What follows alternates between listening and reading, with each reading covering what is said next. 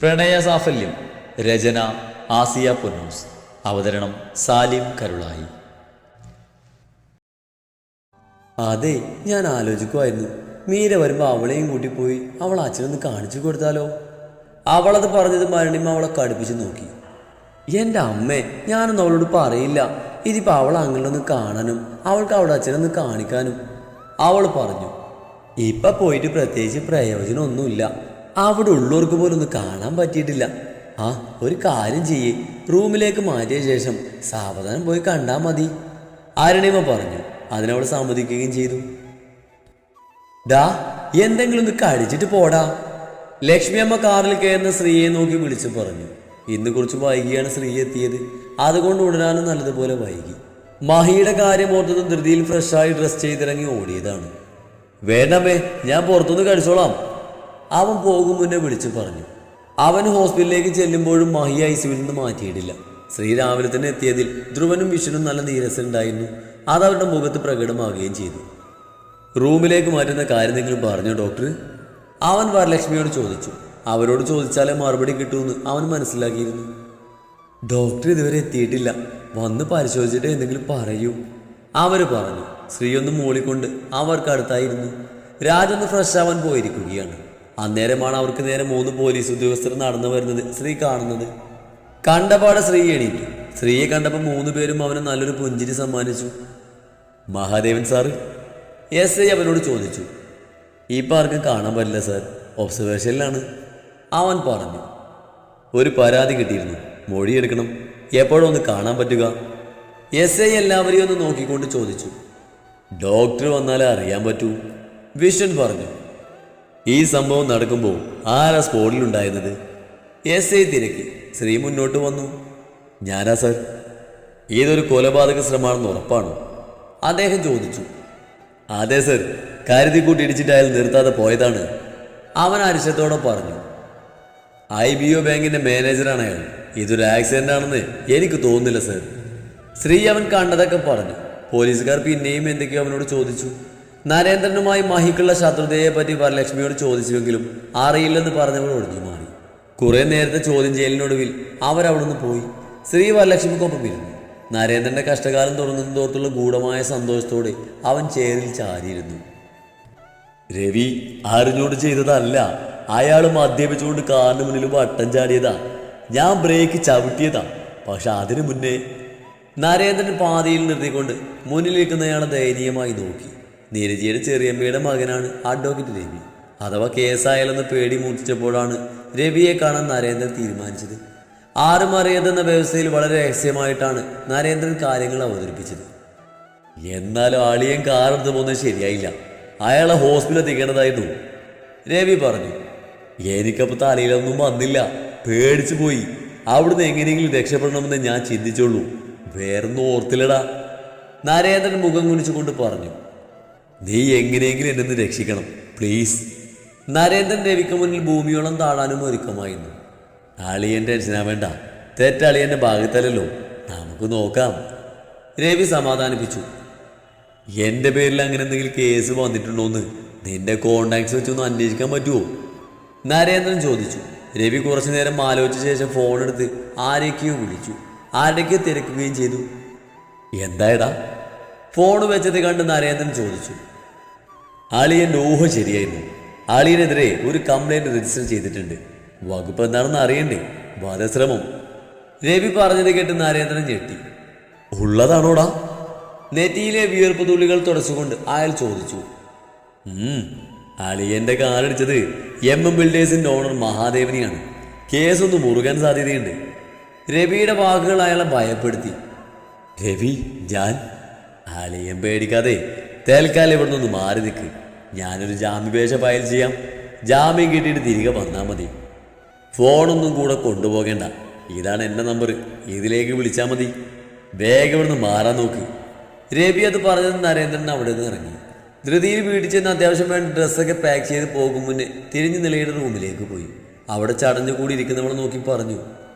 നിളെ, അച്ഛൻ ജോലി സംബന്ധമായൊരു യാത്ര പോവുകയാണ്, കുറച്ച് ദിവസം കഴിഞ്ഞാൽ വരാൻ പറ്റൂ, അമ്മ വരുമ്പോൾ പറഞ്ഞേക്കേ, അവിടെ ചെന്നാൽ ചിലപ്പോൾ വിളിക്കാനൊന്നും പറ്റിയെന്ന് വരില്ല.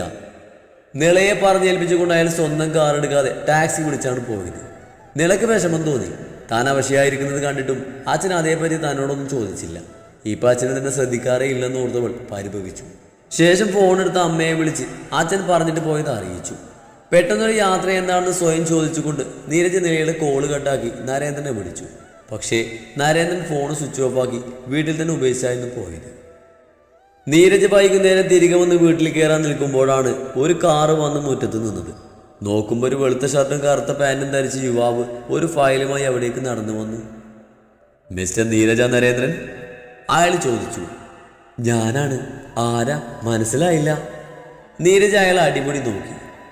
ഞാൻ മുകുന്ദൻ, ഹരിശങ്കറിന്റെ വക്കീലാണ്. അയാൾ പറഞ്ഞു. വരൂ, അകത്തേക്ക് ഇരിക്കാം. മുകുന്ദനെ ക്ഷണിച്ചുകൊണ്ട് നീരജ ഡോറ് തുറന്ന് അകത്തേക്ക് കയറി. ഹരിയെ ഉടനെ എങ്ങാനും പുറത്തു കൊണ്ടുവരാൻ കഴിയോ വക്കീലെ? നീരജ് ചോദിച്ചു. കഴിയണം, അതിനല്ലേ എന്നെപ്പോലുള്ള വക്കീലന്മാരുള്ളത്. മുകുന്ദൻ പുഞ്ചിരിയോടെ പറഞ്ഞു.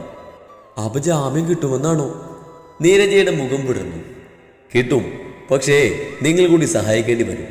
കോടതിയിൽ നിങ്ങൾ ഹരിശങ്കറിന് അനുകൂലമായി വേണം മൊഴി നൽകാൻ. അയാൾ പറഞ്ഞു. എന്ത് ചെയ്യാനും ഞാൻ ഒരുക്കാണ്. എൻ്റെ മോള് ഹരിയോട് ചെയ്ത തെറ്റിന് എന്ത് പ്രായച്ചിത്തം ചെയ്യാനും ഞങ്ങൾ തയ്യാറാണ്. നീരജ് വിഷമത്തോടെ പറഞ്ഞു. ഹരിശങ്കറിന് പറയാനുള്ളതൊക്കെ ഞാൻ കേട്ടു.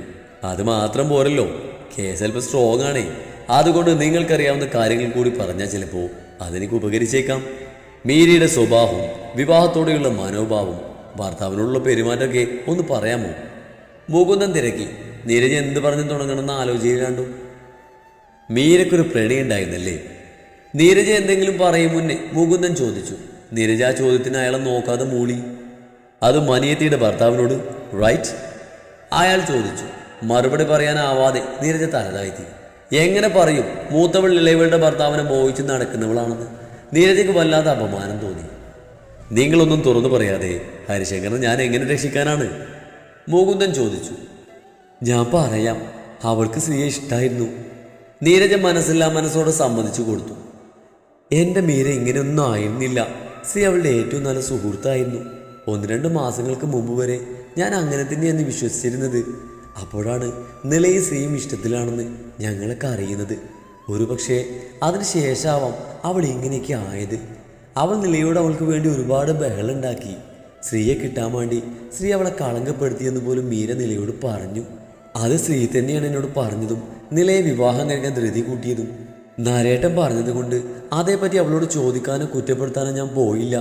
അവൾ മറ്റൊരു വിവാഹത്തിന് സമ്മതിക്കുമെന്ന് നരേട്ടൻ എനിക്ക് വാക്ക് തന്നിരുന്നു. അതുപോലെ തന്നെ അവൾ വിവാഹത്തിന് സമ്മതിച്ചു. അപ്പം ഞാനും ഒത്തിരി സന്തോഷിച്ചു.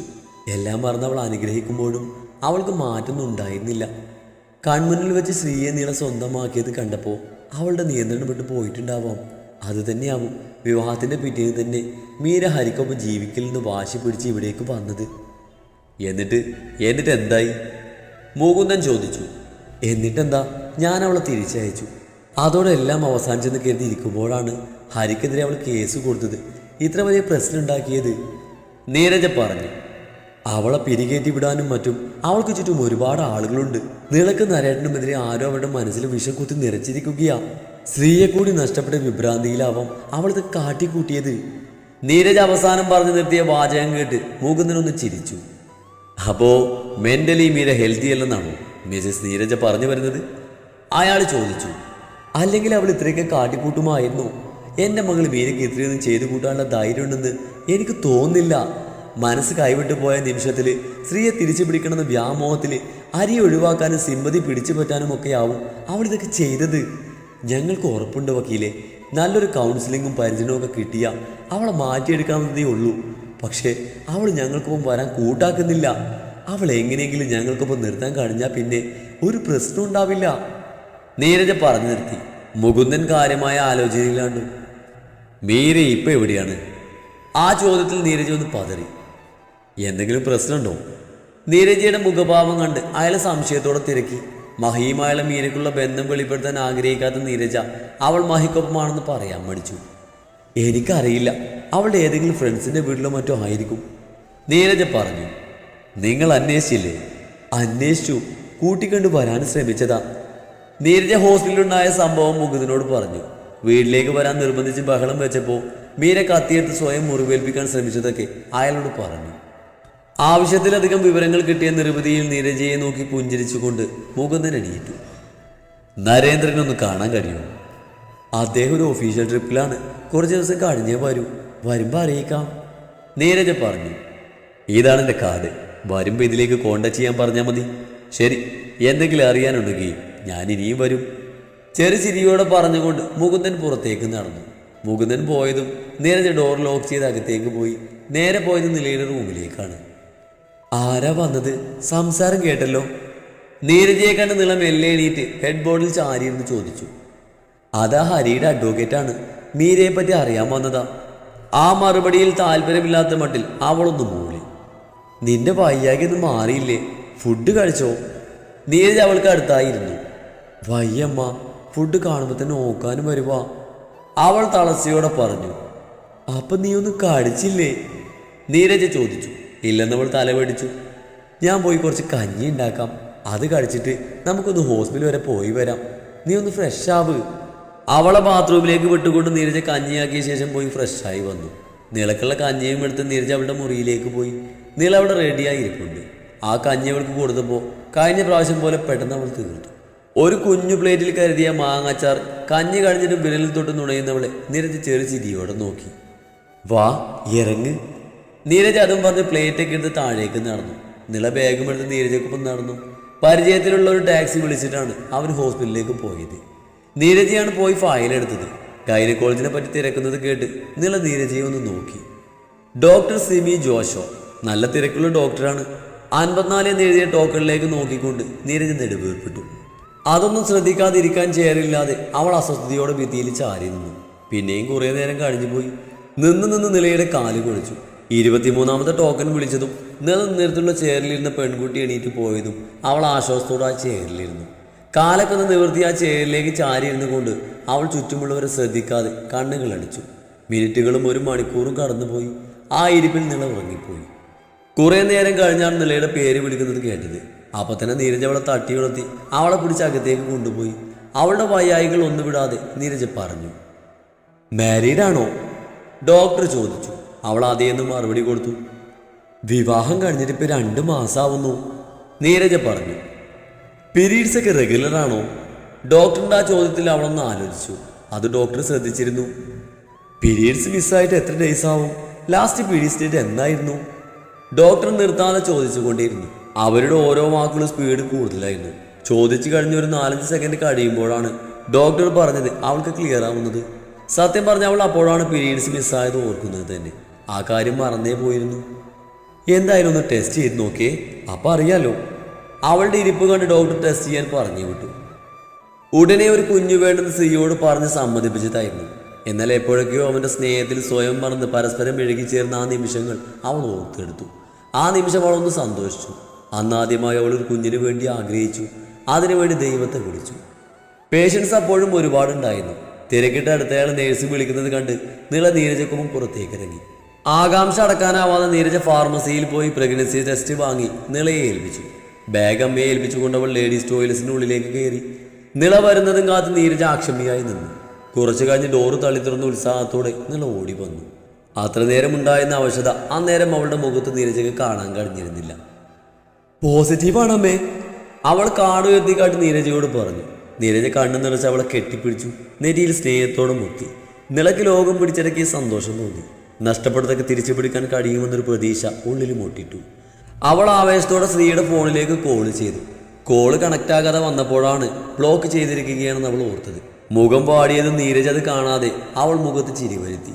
തിരിച്ചു ചെല്ലുമ്പോഴും നല്ല തിരക്കുണ്ടായിരുന്നു. നേഴ്സിനോട് സംസാരിച്ച ഒരു വിധത്തിൽ അകത്ത് കയറി. ഡോക്ടർ സ്കാനിങ്ങിന് എഴുതി അതിൻ്റെ ബില്ലടിച്ച് റെസിപ്റ്റും വാങ്ങി വരാൻ പറഞ്ഞു വിട്ടു. നീരജ് നിലയെ ഒരു ഒഴിഞ്ഞ ചെയറിലിരുത്തി ബില്ലടക്കാൻ പോയി. തിരികെ വന്ന നിലയെ കൂട്ടി തിരക്കിനിടയിലൂടെ നിലയെ അകത്തേക്ക് കടത്തി വിട്ടു. കുറച്ചു കഴിഞ്ഞ് നീരയെ അകത്തേക്ക് വിളിപ്പിച്ചു. 3 വീക്സ് ഗ്രോത്ത് ഉണ്ട്, ഡോക്ടർ പറഞ്ഞു. നില സന്തോഷത്തോടെ നീരജയുടെ കയ്യിൽ മുറുകെ പിടിച്ചു. നല്ല ക്ഷീണുണ്ടല്ലോ, എക്സ്ട്രാ കെയർ കൊടുക്കണം. ഫുഡിൽ ഇലക്കറികൾ ധാരാളം ഇൻക്ലൂഡ് ചെയ്യണം. വൈറ്റമിൻ ടാബ്ലറ്റ്സ് ഞാൻ എഴുതുന്നുണ്ട്. അവളുടെ കണ്ണുകൾ പരിശോധിച്ചുകൊണ്ട് ഡോക്ടർ പിന്നെയും എന്തൊക്കെയോ പറഞ്ഞു. അതിൽ പകുതിയും നിലക്ക് മനസ്സിലായില്ല. വേഗം കാര്യങ്ങൾ പറഞ്ഞുകൊണ്ട് അടുത്ത വരവുള്ള ദിവസവും പറഞ്ഞ ശേഷം ഡോക്ടർ അടുത്ത പേഷ്യന്റിനെ വിളിക്കാൻ പറഞ്ഞു. അതോടെ നിളയും അമ്മയും പുറത്തേക്ക് ഇറങ്ങി. ഡോക്ടർ കുറിച്ച് തന്ന മെഡിസിനുകൾ വാങ്ങാൻ നീരജ ഫാർമസി ലക്ഷ്യമാക്കി നടന്നു. നിലക്കപ്പോഴാണ് അച്ഛനോട് പറഞ്ഞില്ലെന്ന് ഓർമ്മ വന്നത്. അവൾ വേഗം ഫോൺ എടുത്തു. ശ്രീയുടെ ഹൃദയത്തിലേക്കും വീട്ടിലേക്കും തിരിച്ചു കയറാനുള്ള പിടിവള്ളി കിട്ടിയ സന്തോഷം പങ്കുവെക്കാനായി അച്ഛനെ വിളിച്ചു നോക്കി. പക്ഷെ ഫോൺ സ്വിച്ച് ഓഫ് ആയിരുന്നു. എങ്കിലും അവളുടെ മുഖത്തെ സന്തോഷത്തിന് മങ്ങലേറ്റിരുന്നില്ല. വീട്ടിലേക്കുള്ള യാത്രയിൽ നീരജ അവൾക്കായി കണ്ണു നിറയെ ഫ്രൂട്ട്സും സീഡ്സും ഒക്കെ വാങ്ങിയിരുന്നു.